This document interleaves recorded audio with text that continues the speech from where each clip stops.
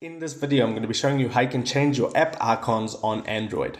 Okay, so all you need to do is head to the Google Play Store and then search for an app called X Icon Changer. It's this app right at the top. If I go ahead and tap on it, you want to go ahead and make sure that this app is installed. I have it installed, so I'm going to go ahead and open it up. It's going to load up and it's going to show you all the apps that you have on your phone. So if, for example, I want to change the icon for Amazon, I tap on Amazon. And now you have a couple of options. You can choose from your library, you can take a photo from your camera, or you can take one from your gallery. In this situation, I'm just going to go to library, and if I want to change it, for example, to this icon right here, I just tap on the icon and it has changed. And you can also change the name. So if I want to change it from Amazon Shopping to just Amazon, I can go ahead and do that. Just take out shopping, and then you want to tap on OK at the top right, and an ad will play. Just wait that out. Now it's changed the icon of Amazon. I can add it to my home screen. So if I tap on add, so I can go back to my home page, and there you can see the app has been changed there, Amazon with a little 18. So that is how you change your app icons on Android.